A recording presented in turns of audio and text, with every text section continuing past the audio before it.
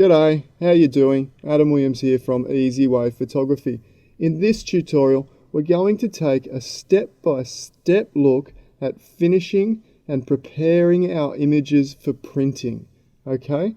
This can be a pretty technical subject and fairly complicated.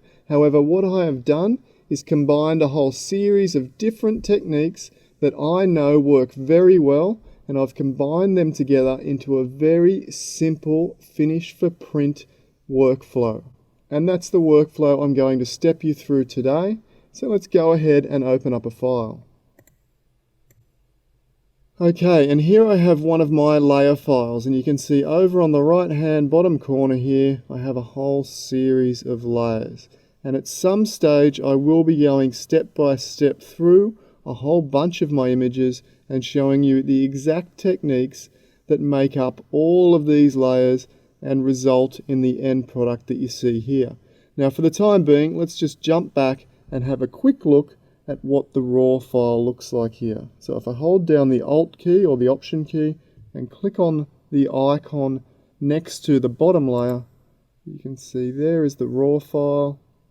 You can see it was shot on a 12mm Samyang lens. So it has a little bit of distortion there which we needed to remove. And there are all the layers combined to give that effect there, or that finished product there. So you can see what I've attempted to do is draw attention or maximize the attention to the main subject there, which is something that I regularly try and do. Okay, so we have all these layers here. Now let's have a talk about how we would finish this image for print. Now the very first step of sharpening or print finishing actually happens right back before we even enter Photoshop. And that first step is raw sharpening and raw noise reduction. So make sure you take a look at that video that I've already produced on raw sharpening and raw noise reduction, because in actual fact that is the very first step of our print finishing technique. And then we run through and we add all of our layers, all of our creative flair, and we end up with something that looks like this. And the next step, although nothing to do with our print finishing workflow, is to have a very safe method of saving your files. Now I've already also created a file saving workflow, so if you haven't seen that already, I highly recommend you take a look at that. But just briefly, it involves saving a master layer file, which is a file with all of our layers saved, like you see here, so that we can come back and adjust any of those layers at a later point in time. The very next step of our file saving workflow, and this kind of ties into our print preparation workflow, is to go ahead and flatten the file. Okay, so after we've saved the layer file, and this layer file is already saved, we flatten that file, and then we go straight back up, straight away before anything else happens, and we click Save As, and we save that file as a master high-res flat file. Now I'm not going to go ahead and do that now, because if you can see on screen, I already have saved my master flat file there. So I won't go and save over that. I'll just press Cancel and continue to run through the print workflow. Now the reason we have both a master layer file and a master flat file is because all of our print files, our web files, and all of our output files come from the master flat file, because we don't want to risk accidentally downsizing and flattening our layer file and saving over the top and losing all of that valuable layer information by resizing and web sharpening and whatnot to our master layer file. We do all of that to our flat file. If we happen to ruin the flat file, we can go back to the layer file and regenerate it. So it just gives us that extra level of safety between our layer file, which is very important and very valuable to us, and we have that safety net of that master flat file there. Keeping that in mind, I'm now going to close down my layer file and press Don't Save and reopen my master flat file, which is that one there.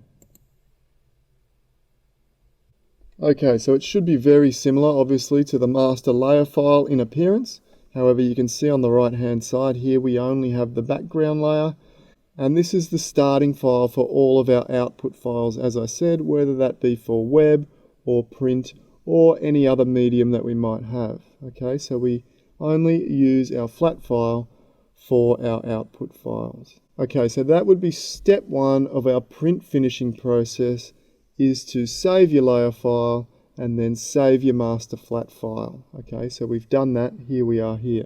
The very next step, so step 2 of print finishing, is to resize the image to the final size that we wish to print. And we do that by moving up to the image menu here and selecting image size. And you can see currently we have the resample checkbox unchecked. And that's something that I want you to do the majority of the times. I'll give you an example when we will check that checkbox a little later on in this tutorial. However, for the most part, that checkbox will be unchecked. And you can see it links together all three of the width, height, and resolution when it's unchecked. And that's exactly what we want. Now, when we're printing on gloss paper or any form of paper, it's recommended that we print at least 300 pixels per inch. So you can see here, I have 300 pixels per inch there. If you don't have that on your image, I recommend firstly, uncheck the resample box like so, and then type in 300 pixels there. And you can see without resampling or upsizing, which is getting very technical, and we're not going to go there just yet, without upsizing, just by using the available pixels, this particular image can print to a maximum size of around 60 centimeters. And if we change that to inches, around 23, 24 inches at 300 pixels per inch. Okay.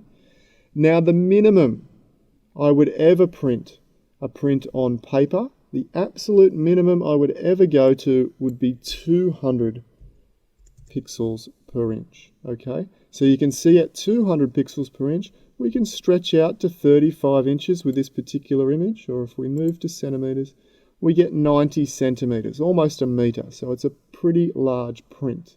Okay, and you're going to get excellent results at 200 pixels per inch. Not quite the refined detail that you'll get at 300, but they'll still be excellent results. If we're printing on canvas, again, preferably 300 pixels per inch would be ideal.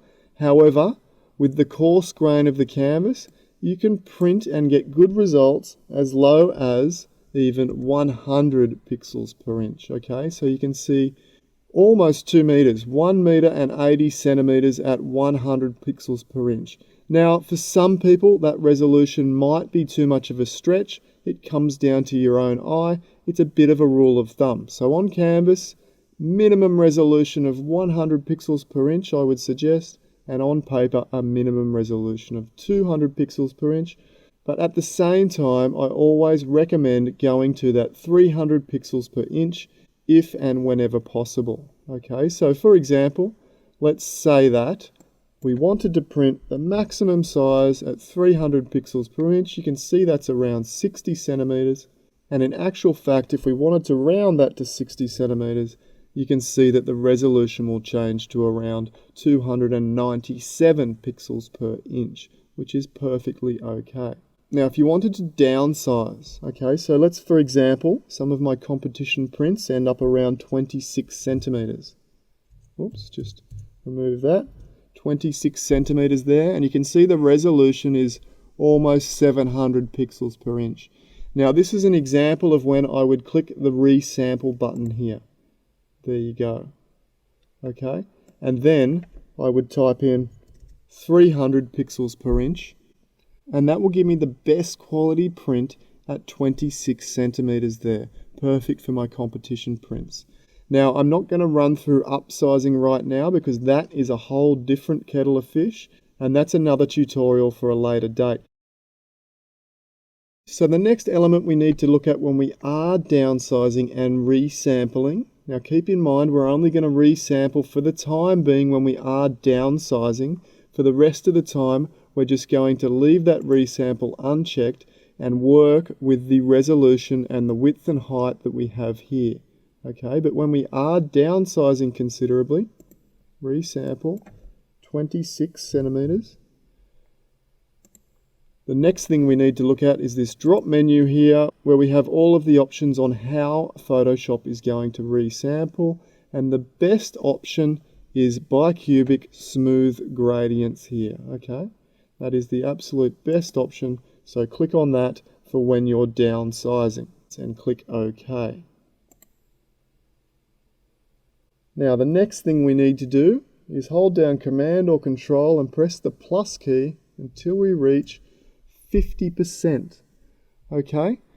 Now the reason we're at 50% is because it is roughly what we're going to see in a print. Now this has to do with our monitors being around about 100 pixels per inch, and now our finished print size is around 300 pixels per inch. Now 50% is not a perfect size, but it is generally, going by a rule of thumb, the best screen view to be viewing your print for print preparation, so 50%. Now you can do a little bit of an example of this at home. Go ahead and open up a brand new file, so go to File, New. In the document type, choose International Paper. Okay, and you can see in the size we've got A4, so everyone's pretty much got an A4 sheet of paper at home. Okay, and those sizes are there. Type in 300 pixels per inch resolution and click OK. And if we zoom up to 100%, for example, look at the size of that. It doesn't even fit on the screen, and we're only looking at the width of an A4 sheet of paper. So if we were to sharpen our images whilst looking at 100%, we would get a very unrealistic view of what the actual print is going to look like. So if we just zoom back by pressing Command or Control minus to 50%, it's still not perfect. On my screen it's still a little bit too big, but it's a much better view to be critically sharpening our images for print. Now you could say, well, let's just go to 33% because that's much closer. However, there's some strange algorithms with the view in Photoshop when sharpening at 33%. Not everything shows up as it should do. So for that reason, 50% is the best critical view to view your print for print sharpening. So let me just close that down. You can see we're at 50% there, so that's the best place to be. The very first thing we're going to do, or the very next step, is to press Command or Control J to duplicate the background layer. I'm then going to double click where it says Layer 1 on the text of the layer there, and call this Noise Reduction. Noise reduction. I'm not real good at spelling. I hope that's right there. It looks pretty good to me. So we're going to apply a little bit of noise reduction. Now keep in mind, the very first step that I mentioned at the start was our raw sharpening and raw noise reduction. So most of our noise reduction or noise in the image is already well and truly under control. So we only need to apply a very fine amount of noise reduction. And even at 100%, this image has very little, if any, noise. Back to 50% there. However, for the sake of this print preparation tutorial, noise reduction is the very next step. So moving up to the filter menu, down to noise, and then scroll down to reduce noise. We can select an area of the image that has both sky and detail, something like that. Now, as I said, I can't see any noise in here at the moment, but I'll just run you through my general settings that I would apply to pretty much every one of my images anyway. First thing to do is to move all the sliders to the left, like so. Now, we don't touch any of these bottom settings. Remove JPEG artifact, sharpen details. There's better ways to sharpen than in the noise filter. And reduce color noise. We should have already gotten rid of all of our color noise in Lightroom at the very beginning. So we only need to worry about the strength slider, which I'm going to, in this image that has very little noise, I'm going to set to 3. On an image that had a little bit more noise, I might push as far as 5, but I would never go much further than that. keep in mind you're better off having noise in your image than you are reducing the clarity of your details. The next step is to grab the Preserve Details slider and slide that up to around 30. And what that will do is preserve all of the finer details in our image, making sure that the noise reduction filter isn't affecting those details. And around 30 seems to be the real sweet spot where our smooth areas like our sky and water will get the maximum effect of the noise reduction, and our higher details like the iceberg and the black sand here will receive none of that noise reduction. You can try this at home by setting the Preserve Details to 0 and then ramping the strength up to around 10. And you can see that has a real effect of softening the image.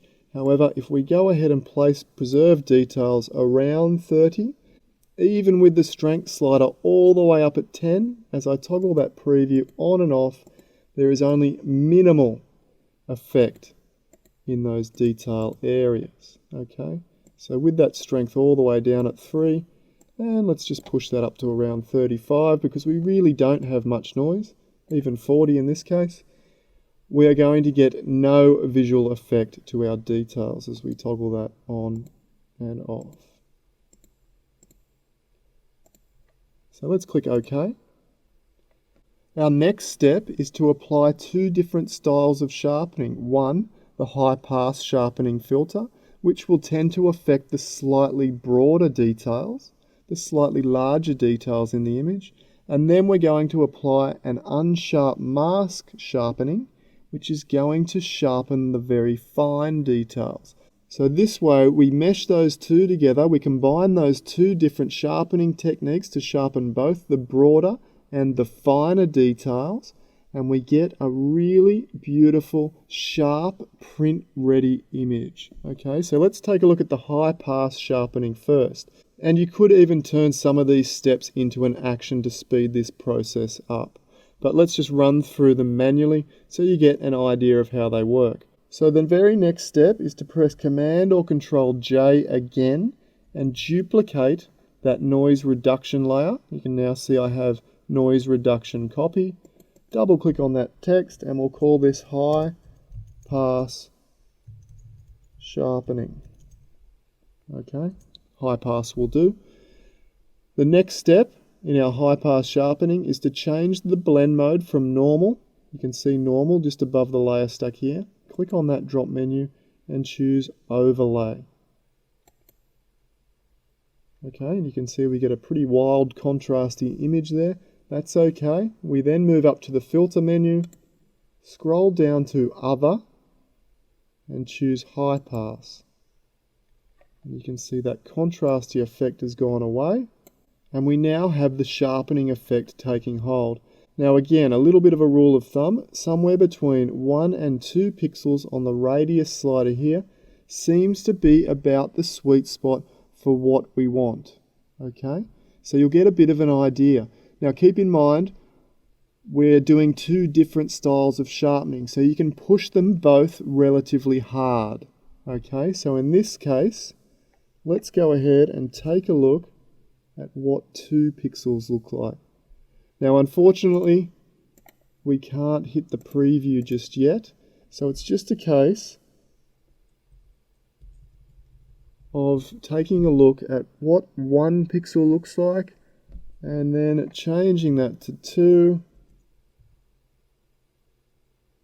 back to 1, back to 2, and look, I think in this case 2 is going to be okay. You need to be quite careful with high pass sharpening because it will introduce halos, and there might be some occurring up on that top right of the horizon. Now we can get rid of those, and in fact with the radius turned off there, those halos are already pre-existing. So we'll take a look at how to remove those right at the end of this print workflow as well. I think in this case, between 1 and 2, I think we can probably go even somewhere in the middle. Maybe around 1.5 for this example. The next step, we need to combine those layers together so we can apply our unsharp mask sharpening. So on a Mac, we press the shortcut Command, Option, Shift, and E for egg. And you can see that generates a layer that contains all of the information below. On a PC, that will be Control, Alt, Shift, and E for egg. That's called merged up or stamping up. Again, we're going to double click on the text and name this one unsharp. Sharpening, if you like. Moving up to the filter menu once more, we move down to sharpen and unsharp mask. Now these settings are settings that I got from Mark Medanich, and they seem to work really well on a really broad range of images, and that's why I love them so much. I pretty much use these settings to print sharpen every one of my images. Okay, so we have the amount set at 500% all the way to the right. Moving down to the bottom, we have the threshold set at 0. We then adjust the radius. Now, generally, around about 0.2 to 0.3 is what we're looking for. The higher the resolution of the image, potentially you might need a slightly higher radius, maybe even 0.4.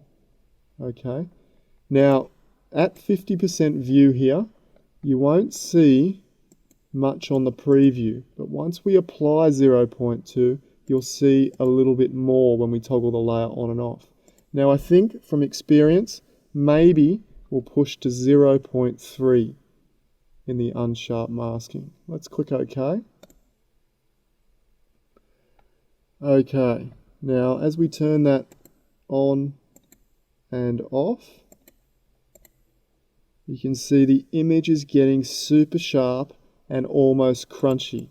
Now that's probably roughly around about where I want this image to be. However, let me just press Command Z and undo that effect and go back and show you in unsharp mask what 0.2 would look like, and click OK. Okay, it's much more subtle, and in some cases this will be what you want, but in most cases what we're looking for in print sharpening is a slightly crunchy image. Now, until you get the feel for what that slightly crunchy image looks like, you might mess up and over sharpen a couple of prints. However, you'll begin to get a feel for exactly what that looks like, and for me that looks like 0.03 for this particular image. So again, I'm going to press Command or Control Z to undo that effect, back up to the filter menu, down to sharpen, unsharp mask, and go back to 0.3 and click OK. Okay, you can see that's very crunchy and really sharp, especially in our main subject here. It is generating some slight halos or accentuating those halos over in the background there, and it's also adding a little bit more brightness, which I actually like in the foreground. I like that extra definition of those sand particles there. However, if you didn't, you could go and just slightly mask that out. You could even mask that out entirely and then go ahead and sharpen that area at 0.02 instead, if you liked, if you wanted to get a little bit more technical. As I said, I quite like that effect. I like that extra definition. So I don't think I'll be masking that out. However, I will be masking out the sky, because we don't want either the high pass or the unsharp masking in the sky. So what we're going to do is hold down Command and click to make sure both of those layers are selected. We can then either hold down Shift and click on the group icon down the bottom of the layer panel. You can see there it says Create New Group. Or we can right click on one of those layers and select Group From Layers. So let's do that. We can name the group Sharpening. Whoops, there we go, not very good spelling. Sharpening. There we go, that's better. And now we have all of our sharpening techniques in the one group. As you can see, on and off, the image looks actually quite soft before that sharpening. We can now add a mask, again down the bottom of our layer panel here, add a new mask, like so, and we can mask out the entire sky on both of those layers at the same time. So moving up to the quick selection tool, I'm just going to press Command or Control minus to zoom back out. And there is a separate tutorial on the quick selection tool also, so if you're not quite following along what's happening here, make sure you take a look at that quick selection tutorial. You can see it just fairly quickly snaps into position like so. We can adjust that by holding the Alt key down there. Just adjust that horizon a little bit like so. Something like that. And what we're going to do is use a little technique for refining the mask that you can see in the quick selection tutorial video. We're going to add a curves layer. And you can see that selection has shifted over onto our curves layer. We then move up to the selection menu and choose Refine Mask. We're going to change the view mode to Overlay. And then zoom in. And you can see that that is not a perfect selection around the icebergs. You can see there's a few little areas where it hasn't quite selected what we want. Another couple of bigger areas down on the right here, just here. If we now move the radius up to around 10, you can see that Photoshop automatically adjusts some of those areas and does a much better job. We can then use this little brush, which is the edge detection brush, to just paint over some of those areas, making sure, okay, so that area there, for example, that's beautiful. Little area there, that's looking pretty good. And there's a little bit there. That looks great. We click OK. We now have a perfectly refined mask. Just going to zoom back out, Command or Control minus. There we go there. We can then grab and drag the mask onto our sharpening folder, like so. And then click and drag the curves layer to the trash bin. We don't need that. That was just a tool to refine the mask. However, now you can see the mask is upside down. We have the white, or the sharpening, in the sky and not in the foreground. That's easily fixed by pressing Command or Control I and invert that mask. Okay, so now we turn off that group. We have all the sharpening in the foreground and none at all in the sky. And the next step will be to take care of those halos. Now this is not always necessary. Often I will have already taken care of any halos, and using that technique of masking out the sky often takes care of all of the halos on that junction between the foreground and the sky. However, there's some odd little halo-y artifacts, and it might just be the ocean or a snow-capped sand dune in the background there. However, they look a little bit like halos, so I'm going to treat them as such. Everything else is pretty good. So to remove our halos, we click down on the bottom on a new blank layer, just to the left of the trash bin. Change the blend mode of that layer to darken. Click S for our clone stamp. Make that a little smaller like so. Hold down Alt to grab our sample point.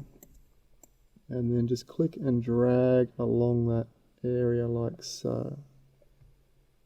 Okay, and you can see there's also another little one I've just missed there. Perfect. Before and after. So there's no more halo type distractions in that right section of the horizon there. Now while we're at 100%, you can see the image looks really crunchy and quite over sharpened.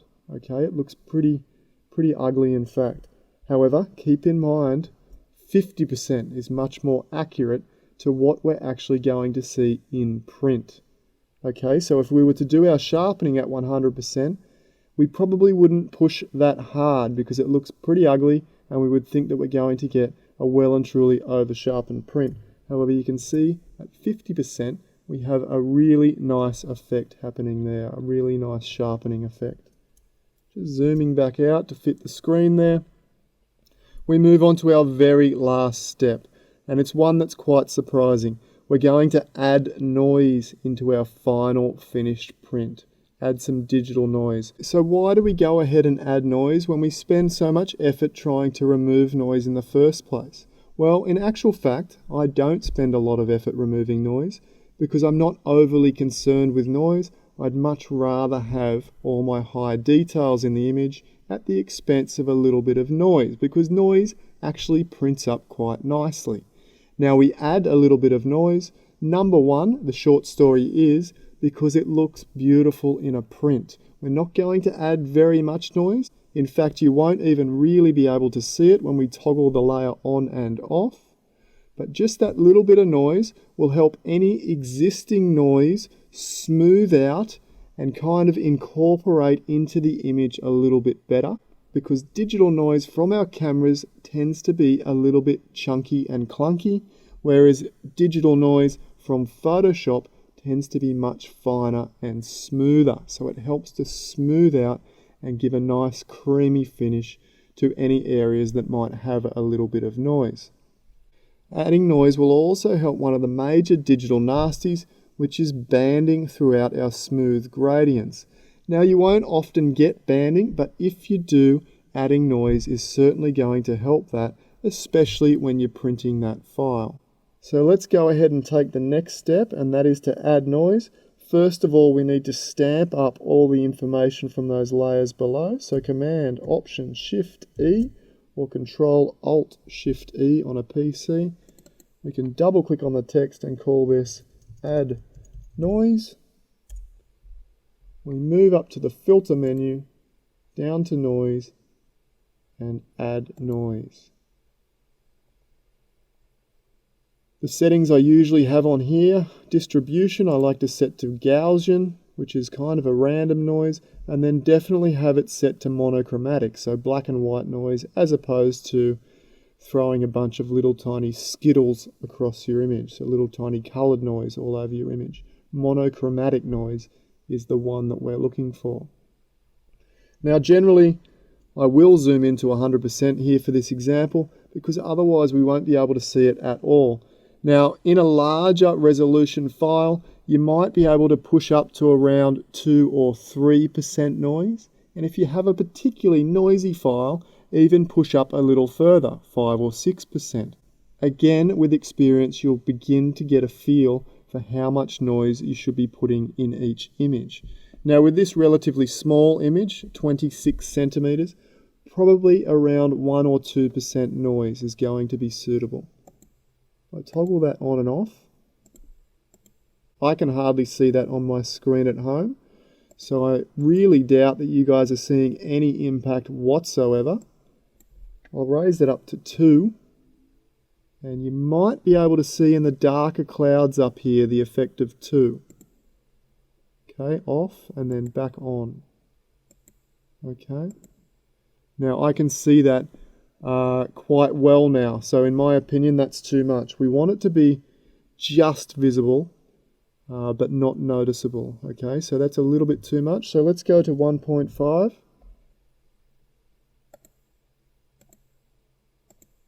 And that's pretty close.